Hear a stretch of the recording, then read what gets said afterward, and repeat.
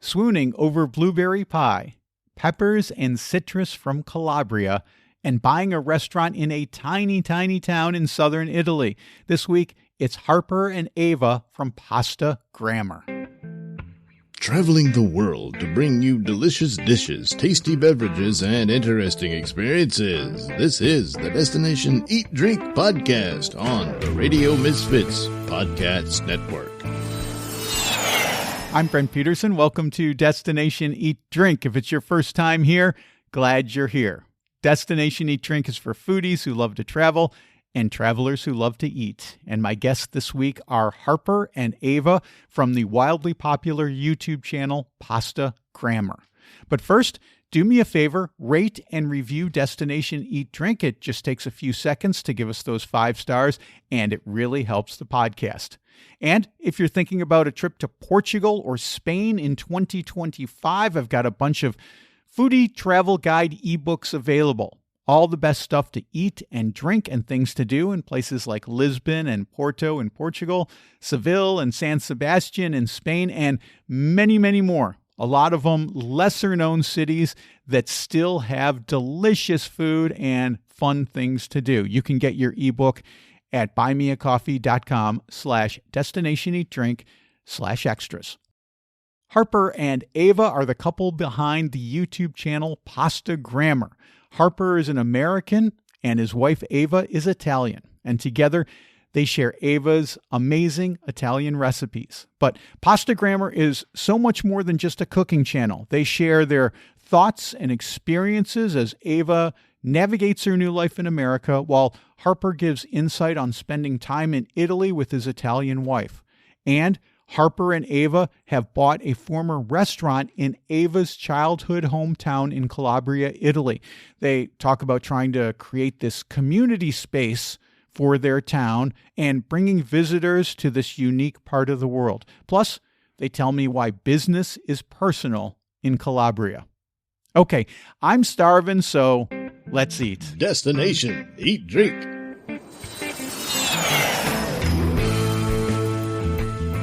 Harper and Eva from Pasta Grammar. Welcome to Destination Eat Drink.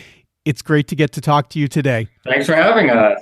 Thank you. You know, the first thing I want to hop in and talk about is your channel called Pasta Grammar.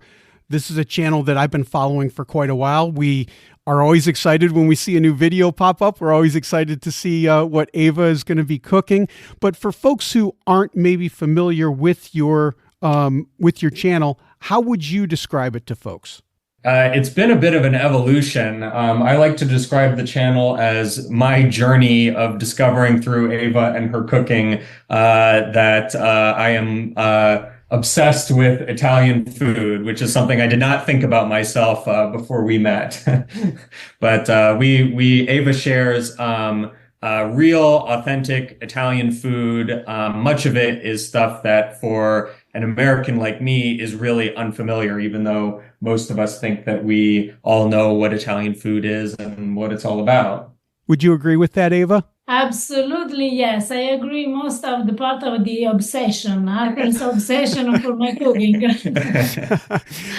I feel, Harper, that we're kind of kindred spirits because, you know, I grew up in the Midwest, but I moved to Rhode Island as a young professional, lived there for many years. That's where I met my girlfriend. She's Italian-American. And, you know, you're from New England, and you maybe know that there's a large Italian-American community in Rhode Island. And she loves to cook as well. I love to cook. And through her, I've become obsessed with Italian food, Italian cooking. And we started our journey of traveling to Italy quite a bit. Now we've landed in Portugal. So I kind of feel the same way that you do. Share with us, though, how you guys met, because, you know, you're from Maine. Eva, you're from Calabria or Campania. Which one is it? Calabria. Calabria. How did you guys come together? It started when my parents, who actually, it's funny you mentioned Rhode Island, because my parents met in the Federal Hill neighborhood of Providence. the Italian, the Little Italy part of Providence, right? Yeah. And so my parents, as they were nearing retirement age, they started visiting Italy a lot, and in fact, they dreamt of moving there. So they would go on vacation there pretty frequently.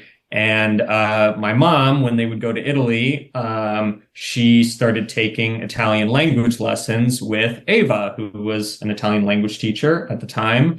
And so they became friends. And then there was a small language school in the town I grew up in where my parents lived in Maine. And they were looking for a new Italian language teacher.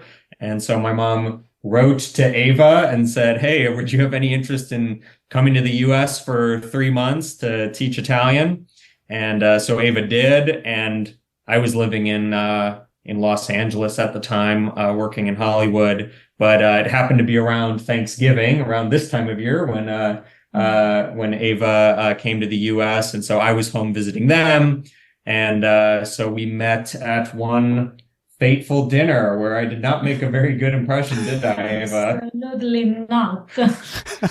Because while we were sharing a wonderful meal cooked by your dad, and he cooked I think for it was me. lobster. It was lobster, and they were so good that I still remember. Harper was just drinking this green protein shake that I will never forget in my life. Yeah, I did not have the best relationship with food then, No, so not at all.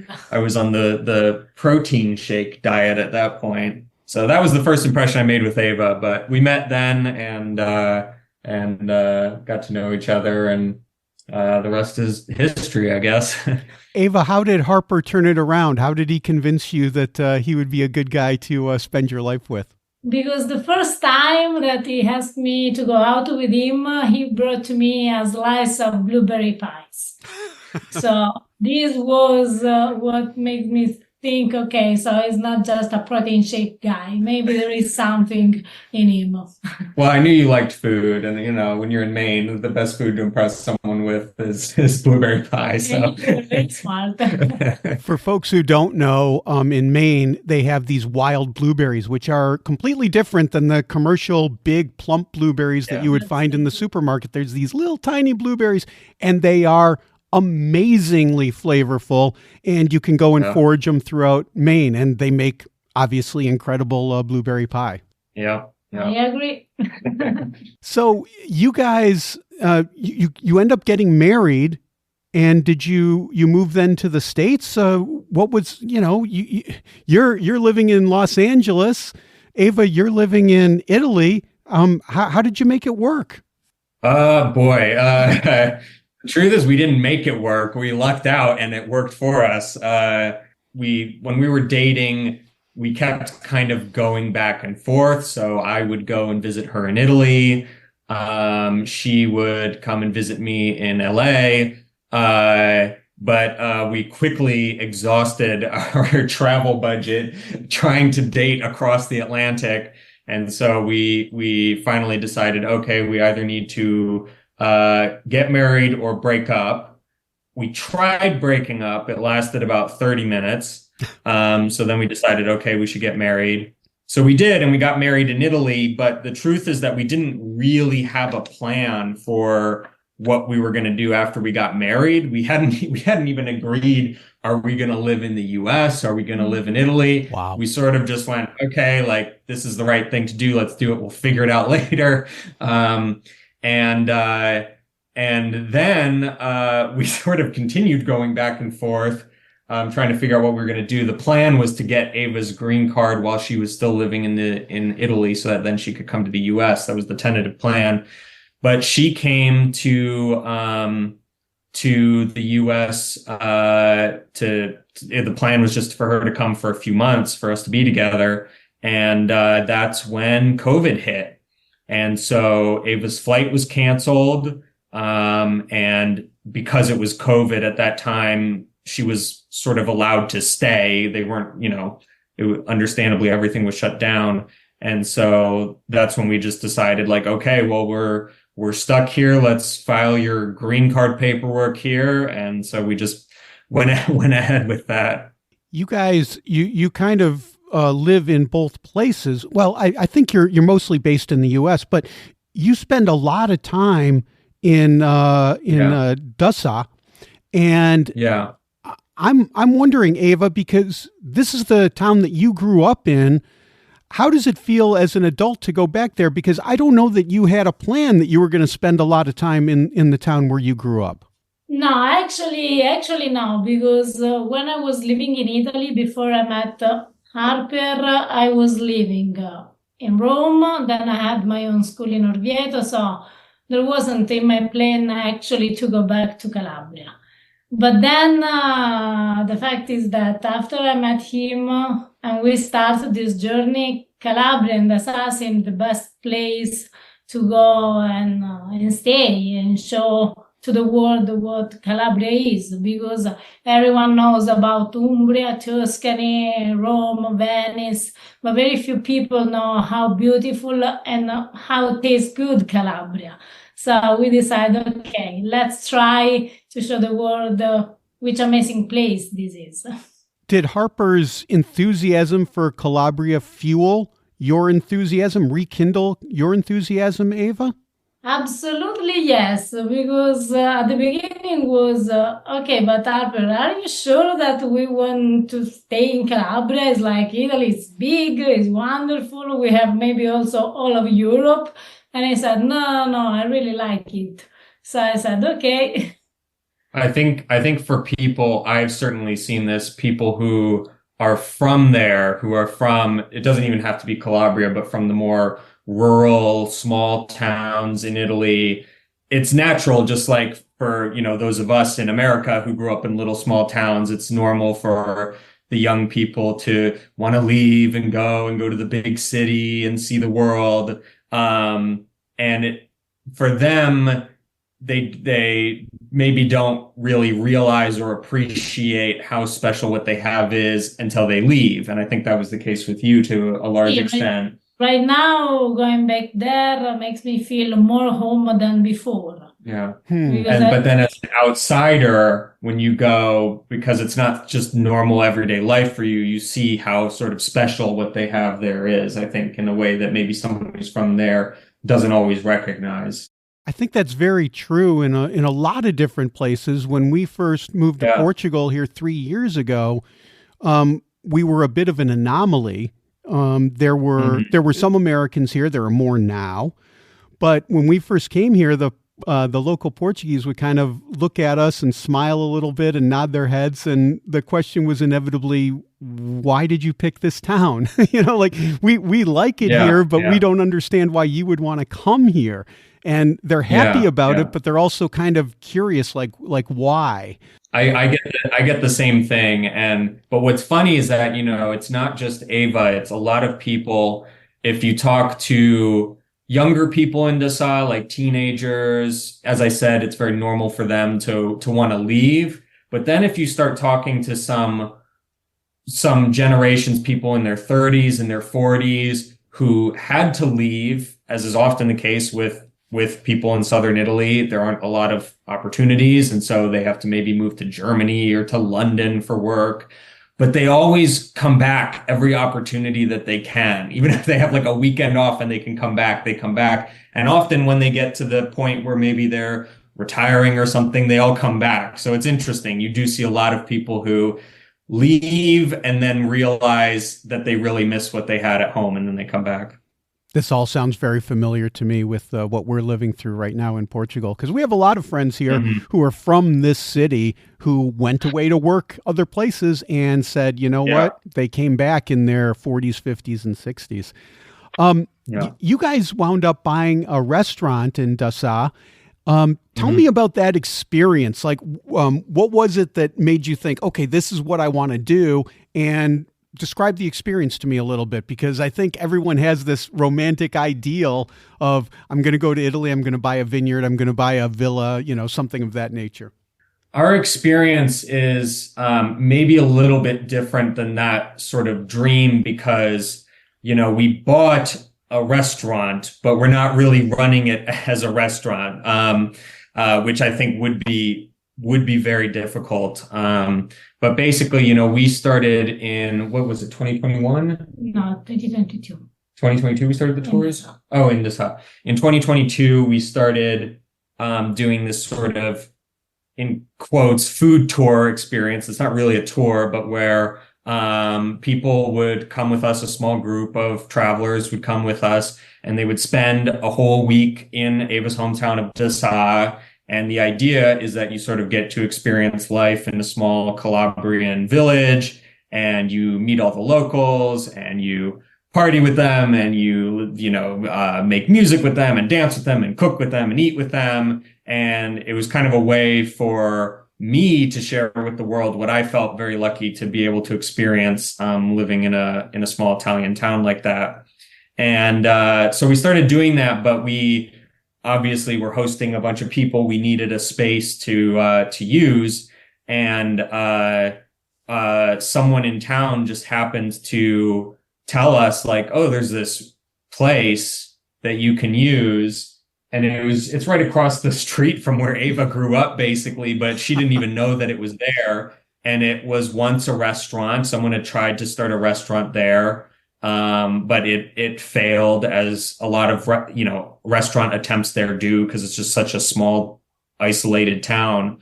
But it was this gorgeous, gorgeous historic building in Dessau, and it was kind of the perfect place for us. It's perfect for hosting people. We have community events there. And so we bought a restaurant, but we're not running it like a restaurant, which I thank my lucky stars for every day, because that would be very difficult. Eva, how does it feel to go back to your hometown, the place where you grew up, and now have this big project that's going on? Is it deja vu? Does it feel very much the same? Does it feel different? What's it like for you? No, having this big project made me maybe appreciate more my people and my town, because when I was living there as a teenager, because then I moved to Rome to go to college. But when I was a teenager, okay, it's a very small town, so you feel always, I don't want to say oppressed, but a little bit seemed like oppressed. But now, when I went back as an adult with this big, beautiful project, actually, I discovered how wonderful all those people are, because they are always willing to help us. They maybe are sometimes more enthusiastic than us, because for them, having all these people coming from all over the world just to go and spend time with them is like a dream comes true. So every time that I go there, I feel this energy that before wasn't there, and makes me proud of myself, of my husband, but also of them. Because then when our guests came, they don't want to leave because they fall in love with the place, with the food, with the people. So I feel very, very proud of all this. I'm so happy that you guys are doing this project, because when you travel around Italy, Portugal for that matter, in the interior of Portugal, all of these small towns have been depopulated. You go into the areas of Portugal, there might be, 20, 30 people left there. There might even be less. There might be even less people there, fewer people there. But you guys, when I watch these videos and see what you're doing, the energy of what is happening there, I just think this must be such a unique thing that goes on, because it's so unlike these other small towns. What is your vision? Because you guys are still in the process of working on this place. Mm-hmm. How do you see it coming together? It keeps growing every year, which is very cool to see, because at the beginning, it was a crazy idea that I had. Nobody thought that it would work. The situation in a lot of these Southern Italian towns is so dire that people really can fall into an attitude of pretty deep pessimism and thinking that nothing can change and nothing will get better. Yeah. And so it was hard to convince anyone that this would work. And year after year, just by showing through example of how people really do want to come and experience what you have to offer here, every year the amount of people in town who are involved grows, to the point where we now sometimes have events where literally the entire town is taking part, which is very cool. So it's growing, which is great. And what we really hope to do is to provide opportunities and employment, which we already do, to some of the younger generations in the town, especially because it is one of the reasons why these towns experience depopulation is the fact that there aren't a lot of jobs, there isn't a lot of opportunity, and so people have to leave.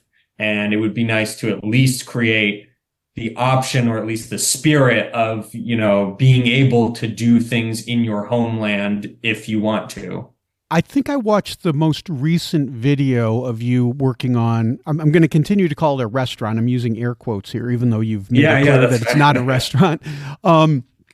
But I think I saw the most recent video, and you made a point that I had never really considered before, which is in this part of Italy, business is personal.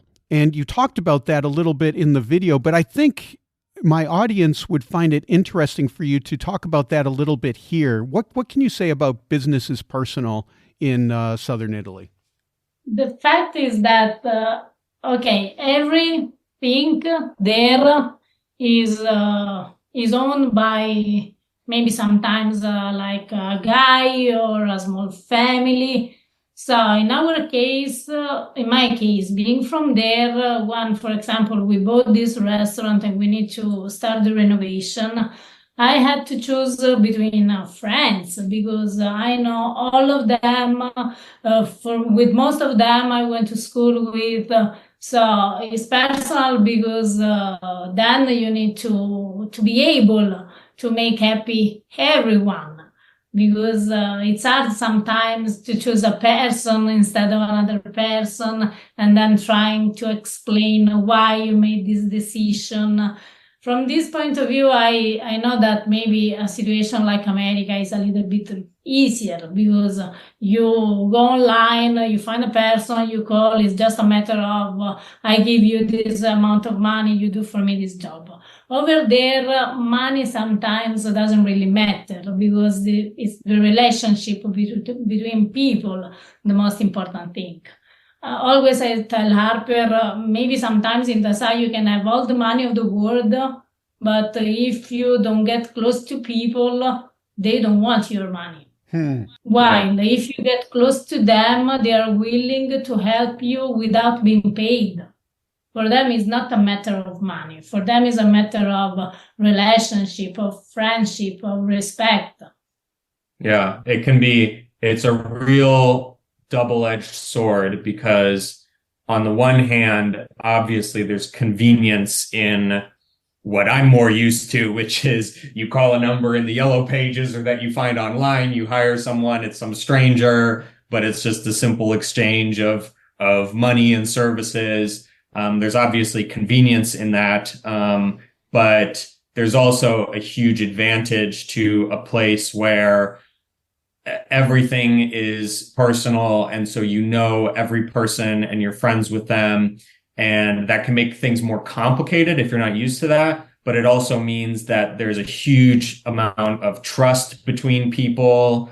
And, I've seen it with our own renovations, people really going above and beyond and treating our project like it's their project as well, and treating it like it's their home, so it can be difficult, but there are also some advantages to it. I would just be worried. This is me being pessimistic, and I probably shouldn't be, but I would just be worried that if the project somehow goes sideways, I'm going to have to fire a friend, or I'm going to have to, I might lose a friendship over this business thing. I might be preferring to have a stranger work on my house. Yeah. Am I being crazy? No, that is the downside, is that you need to walk a tightrope sometimes. But it just sort of depends on how you look at it. You mentioned earlier the tours that you guys do. You bring folks to Dessau and you let them experience what life is like there, and you experience Eva's food. How often do you guys do those tours? We do We have a couple of different tours that we offer. One is just called the Pastagrammer Tour, and that's kind of a more traditional tour. We travel through southern Italy, and then we have the Week in Dessau, which, as I said, is all spent in Ava's hometown. And each of those we do twice a year. So we do 4 tours a year, 2 in the spring and 2 in the fall. And I would imagine folks can find out about that at your website. We'll have a link to that. I did want to talk about a series of videos that you guys do. And Eva, I love this one where you call them An Italian Tries American Food. And since you didn't grow up in America, I'm very curious about this, Eva. Tell me about the experience of trying American food. Specifically, let's take a look at it from the lens of, was there anything that you tried that you thought, oh, I'm probably going to hate that, but you ended up liking it?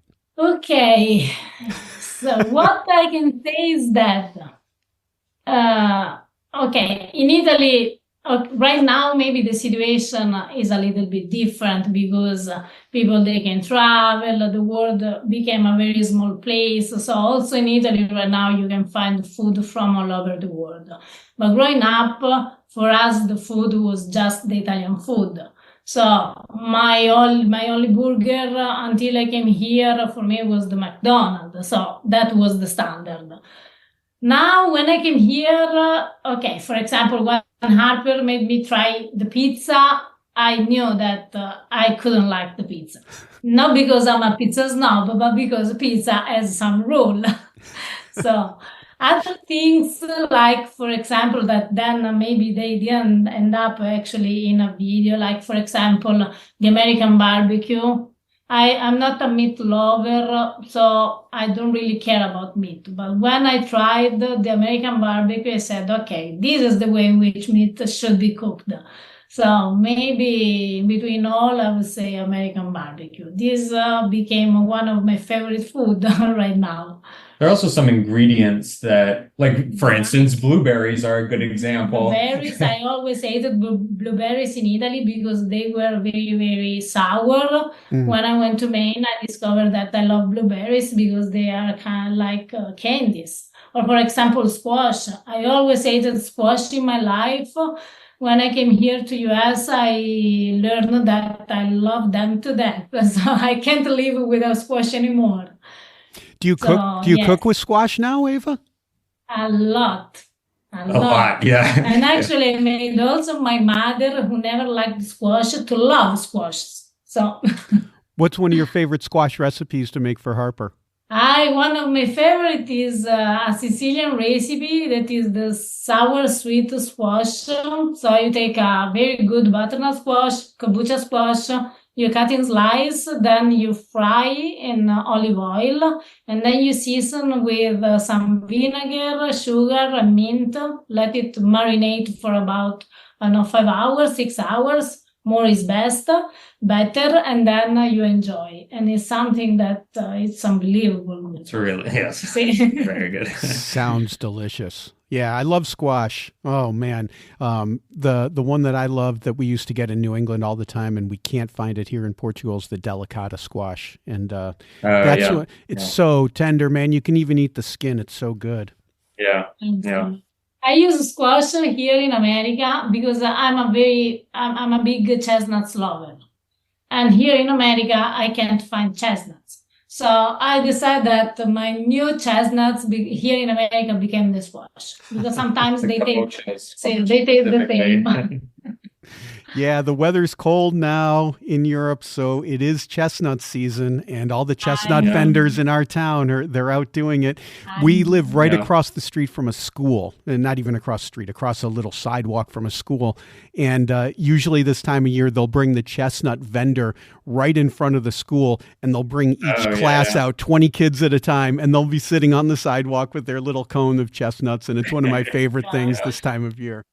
Harper, talk to me a little bit about some of your favorite dishes that Eva makes. You talked about the squash. What else does she make that you find particularly mouthwatering? That's hard. I don't even know where to begin. A lot of people, you know, who watch our videos, they like to joke that every dish that I try is my favorite dish in that moment. Uh, I think probably if I were to say what I think, okay, so like for instance, if we have guests over and I really want to show off what my wife can do and really blow them away, I ask her to make her lasagna alla bolognese. Mm. It is phenomenal. It's the kind of lasagna that every single person who tries it goes, "Oh, I've never had a lasagna until today." Wow. So if I had to sort of pick one, if I were to introduce Ava to an alien race and I had one dish to impress them with, it would be lasagna alla bolognese. Folks who know about Italian food know that there's Italian American food, and then there's real Italian food. And I think you're in kind of a unique position in that you're an Italian, but now you have an American husband, you live in America. And I'm wondering, are there any Italian American dishes that you've found that you've kind of converted on? Because I think in a way, well, I don't want to tell you what to think, but I feel like sometimes Italians might turn up their noses a little bit at the Italian American dishes. And I'm wondering if there's anything that you found that you thought, hey man, that's not so bad after all. See, yes, because, okay, for us, it's obvious that when someone talks about Italy, we are very proud of our food. So if someone comes to an Italian and say with the classical spaghetti and meatball, this is Italian, yes, we start to complain and say, no, this is not Italian. We start all the tragedy and blah, blah, blah. The fact is that when an Italian, then we come here to US, we start to learn that actually, as you said, that is not Italian food. That is Italian American food that has its own, place in the world. I was lucky to try some of their recipes. I cooked some also by myself, rely obviously on other recipes from people from YouTube or cookbook. And I need to say that one that I was completely impressed, it was the stromboli. The stromboli, maybe because I love pizza, I love bread. So when I made the first time the stromboli, I said, okay, this is not Italian, but this is good. It's actually right now is one of my favorite, as we say in Italy, cibo da rosticceria, which will be the food that you can buy like in a small place, a sort of street food. Right now is one of my favorite. Another one that I really liked because I love fish is the cioppino. I really like the cioppino. See, so those two, for me, they are as good as the Italian version, if we can talk about an Italian version, or maybe also better. Now, in your part of Calabria, Eva, what are there any fruits or vegetables that the area is particularly known for, and how would these express themselves in dishes? Absolutely. In Calabria, we have what we call the gold of Calabria, which is the bergamotto. And is a citrus that you can just find, for example, in Calabria, and is used to make juice, to make dessert, to make candied fruit. A lot of it is shipped to France for perfume. Yeah. Absolutely. Then we have, spicy pepper. In my opinion, even if I live now very close to Mexico, I still think that the Calabrian pepper has a unique flavor, unique taste. It's spicy, but it has also a lot of flavor. So actually, when you eat, you don't feel just the heat. You taste the flavor of the peppers. And we in Calabria, we do everything with peppers. Actually, we could put peppers also in our milk in the morning or in our coffee if we could. So those are for sure maybe the two most important ingredients that they are unique to Calabria. Absolutely. Pepper and bergamot. Well, Harper and Eva from Pasta Grammar, this has been delightful. And we'll definitely have a link to your channel, to your website, to your cookbook, so that folks can see all of that stuff and get in touch with you when they're ready to buy a book and do a tour in Calabria. This has been a great conversation. Thank you so much for taking the time, and hope to see you guys in Calabria real soon. Thank you, Brent. Thank you. you. We appreciate it. Okay, that's Harper and Eva from Pasta Grammar. What a lovely couple they are. You can find them at youtube.com/pastagrammar and at pastagrammar.com. Kind of makes you want to throw it all away and buy an abandoned restaurant in Calabria, doesn't it? And if you want to hear more of my interview with Harper and Eva, become a member of my Substack. I have extended interviews with lots of my guests, including Harper and Eva, and you can get that at destinationeatdrink.substack.com. Well, that's it for this week. Next week, it's all about desserts and sweets. Valentine's is coming up after all. We'll enjoy a pastel de nata competition, beignets in New Orleans, and treats made by nuns in Sicily. Don't miss that. Until then, I've got lots of new foodie travel content for you to check out. My latest video is out. It's about the 5 best pastries in Portugal. Speaking of pastries, it was certainly tough to choose my favorite 5, but you can see what I picked by clicking on the video tab at destinationeatdrink.com or going to my YouTube channel. That's youtube.com/@destinationeatdrink946. Check out the video. See if you agree with me. I also published a brand new foodie travel guide to Peniche in Portugal. This is a place with some great sweets to try, including one shaped like a sewing bobbin of all things. There's also a boat trip from Peniche you may want to take on an island that looks something out of Game of Thrones. Get that Peniche Foodie Travel Guide ebook at buymeacoffee.com/destinationeatdrink/extras.